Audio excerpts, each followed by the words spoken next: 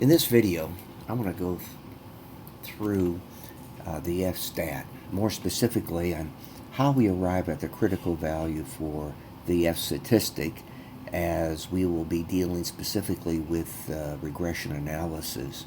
That is, basically, how do we utilize the F-stat to determine if a regression, i.e. from the standpoint of a linear regression expression, is significant or not. What you have in front of you, this is just something that you do have up on Moodle. I'm saying, let's assume that the total number of observations happens to be 20 with one independent variable. What is the F-stat? The critical value for the F-stat is associated with 20 observations and one independent variable at an 0.5 level of significance. The F-table deals with two specific degrees of freedom, one for the numerator and one for the denominator. Therefore, the one for the denominator will always be, as I've indicated here, the number of independent variables. So in this illustration, we have one independent variable, and I'll come back and I'll explain this in a second. But we have one independent variable, and then for the denominator, we have total number of observations minus the number of independent variables minus 1. So in this particular case, we have 20 observations.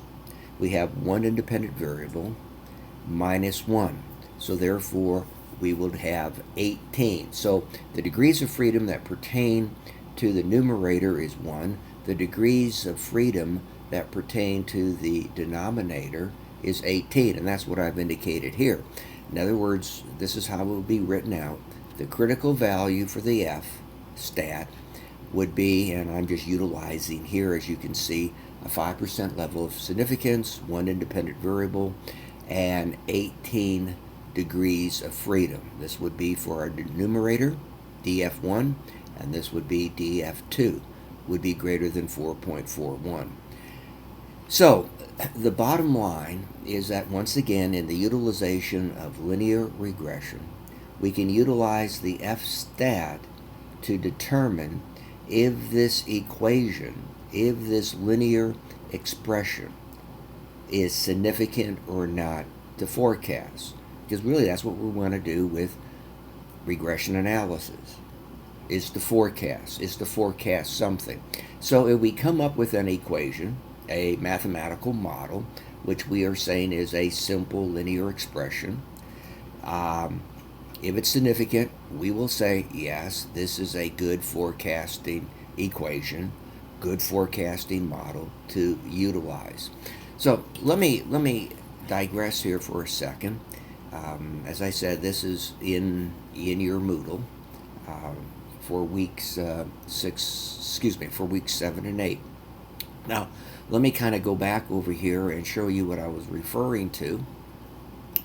First of all, from the table, from the table that we have.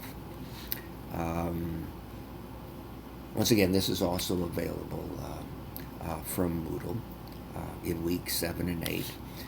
So what we have here is the F table, 05, 11 level of significance, and as I illustrated and pointed out, for the degrees of freedom for our numerator is 1, and then from the standpoint of our denominator, we come down to 18, and the critical value for the F is 4.41. So that's pretty much on how you would arrive at the critical value of F from the table. And you do have a table in the appendix of your text, and also, as I mentioned, you can bring it up in Moodle to come up with the table that I'm using right here. So that's pretty straightforward. Once again, the degrees of freedom for the numerator will always be the number of independent variables you have. From the standpoint of your denominator, it'll be the total number of observations minus the number of independent variables you have minus 1. So in our case, 20 minus 1 would give us 18. Once again, the critical value for F is 4.41. So what we are saying here, we would reject the null hypothesis if F is greater than 4.41.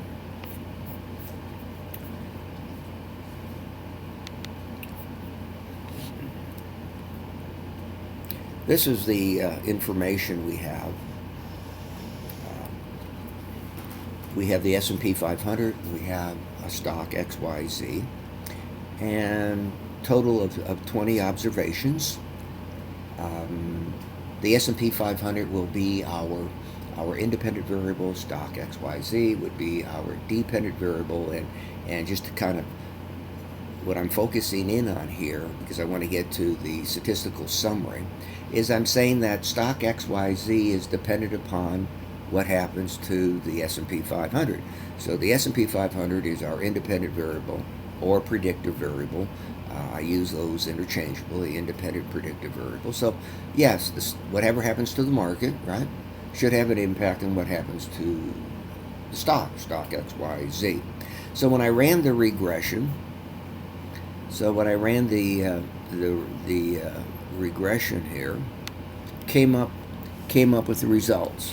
This is our summary output, and I have some videos that go through the explanation of how to analyze the summary output by its three categories: our regression statistics, our analysis of variance, and then in the third box, we would have the individual analysis of our coefficients. But from the standpoint of the F-stat, let's focus in on the analysis of variance here.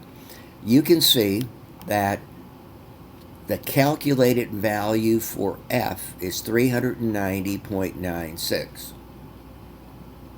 Oh, if you recall from what we are saying, right, if I kind of bring this up, the critical value is 4.41. So definitely from the calculated value of F in our analysis of variance is 390.96 is definitely, right, greater than 4.41. So what we are saying, once again, is that the equation, and the equation here happens to be stock XYZ, this is the equation, this is the expression, would be the XYZ is equal to the intercept, 0.16 plus 1.32 times the S&P 500. The 1.32 is our beta. And once again, you can kind of go back and review the videos that I have up. I'm just simply want to focus on this analysis of variance. So the calculation of F would be our mean squared regression divided by our mean squared error. And that would be the 109.2 divided by the 279. And that would equal the 390.96. I want to point out something here. When we look at the F-stat, or when we look at the analysis of variance, from my perspective, the F-stat is looking at the entirety of the equation. Okay, that equation that I just pointed out. XYZ is equal to 0.16 plus 1.33 S&P 500. That's the equation. So when we look at the F-stat, when we have just one independent variable or one predictor variable, right? The significance here, look at this is the significance of F, or this is the p-value, is 1.17 to the negative 13. If you look over here, it's very interesting, is that you have 1e to the negative 13 in under a single independent variable. The significance of F in under the analysis of variance will be identical to the p-value for when we are doing the statistical tests for a single independent variable or predictor variable. Now keep that in mind. When we have one independent variable, The F-stat yes is looking at the entirety of the equation. The answers will be in agreement, i.e. significance of F, significance for your p-value are identical. Of course, that will not be the case when we add additional independent predictor variables. The F-stat, when we're focusing in on an equation, in this case under regression analysis, when we have one independent variable, okay, that will be identical to when we analyze the coefficients. As I pointed out in one of my previous videos on regression analysis, the p-value will play a significant role when we continue to add more than one independent variable. Because the bottom line is simply that we're forecasting, whatever we're forecasting, we want that equation, we want the mathematical model, mathematical equation in under regression analysis to be robust. We want to eliminate all noise possible. But anyway, the focus was on analysis of variance. Number one, how we come up with the critical value by using the F distribution, arriving at that F-stat, and then looking at, from our summary output, looking at analysis of variance, and we can see this would be the calculated value for F, 390. In the case, in other words, 4.41 is definitely less than the 390, so we would say yes. Reject the null hypothesis, or I should say yes, reject the null hypothesis if F is greater than 4.41. And that simply means by rejecting the null hypothesis, which says the equation is not significant, we buy into the alternative hypothesis, which states that that equation is good for forecasting. But the bottom line was, once again, you might say your so-called learning goal is to be able to come up with the critical value for F and then relate it back to the computation of F, or that calculated F, we'll say from the summary output or any summary output you may have dealing with regression analysis.